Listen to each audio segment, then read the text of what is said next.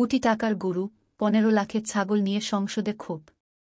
সরকারি কর্মকর্তাদের দুর্নীতির বিষয়ে জাতীয় সংসদে কুষ্টিয়া ৩ আসনের সংসদসহ মাহবুবুল আলম হানিফ বলেছেন, বৈধ আয়ের টাকা দিয়ে কেউ কোটি টাকার গরু কিংবা 15 লাখ টাকার ছাগল কোরবানি দিতে পারেন না।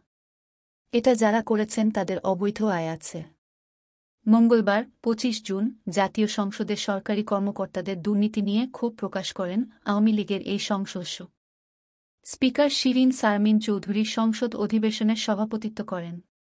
বাজারে দ্রব্যমূল্য বৃদ্ধির কারণ হিসেবে দুর্নীতি অনিয়ম দায়ী উল্লেখ করে হানিফ বলেন, বাজারে দ্রব্যমূল্য বৃদ্ধি পায়, বাজার নিয়ন্ত্রণ করা যায় না।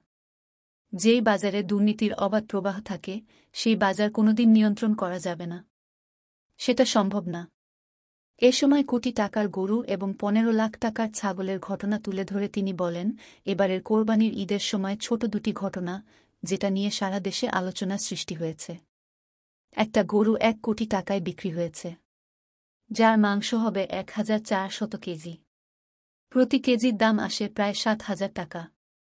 এটা কারা কিনল? কিভাবে কিনল?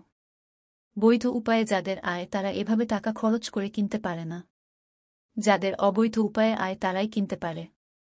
একটা ছাগলের মূল্য, যেটা সর্বোচ্চ 120 কেজি হবে, 15 লাখ দিয়ে কিনেছে। এটা কারা করেছে? যাদের অবৈধ আয় তারা কিনেছে। বৈধ আয়ের কেউ এভাবে টাকা পানিতে ফেলতে পারে না। বাজার নিয়ন্ত্রণ করতে হলে দুর্নীতি বন্ধ করতে হবে জানিয়ে সরকার দলীয় এ সংসদস্য বলেন, প্রধানমন্ত্রীও দুর্নীতিকে বরদাস্ত করেন না। সরকারি কর্মকর্তা-কর্মচারীদের দফায় দফায় বেতন বাড়ানো হয়েছে, সুযোগ সুবিধা বাড়ানো হয়েছে, অথচ তারা দুর্নীতি করে। কিন্তু দুর্নীতির অপরাধে তাদের শাস্তি হয় না। উল্টো তারা পদোন্নতি পায়, পেনশন পায়। তাদের জন্য আইন সহজ করা হয়েছে। রাজনীতিবিদরা দুর্নীতি করে না জানিয়ে হানিফ বলেন, যখন দুর্নীতির কথা ওঠে, সবাই আঙুল তুলে দেখায় রাজনীতিবিদদের দিকে। এটাই আমাদের দেশে প্রচলিত আছে।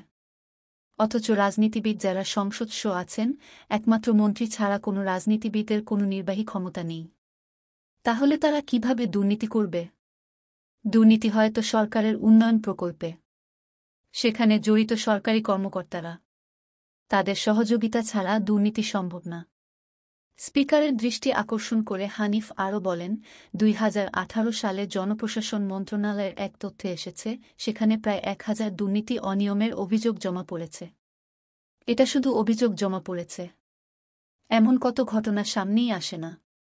কিন্তু তাদের বিচার হয়েছে কি? হয়নি।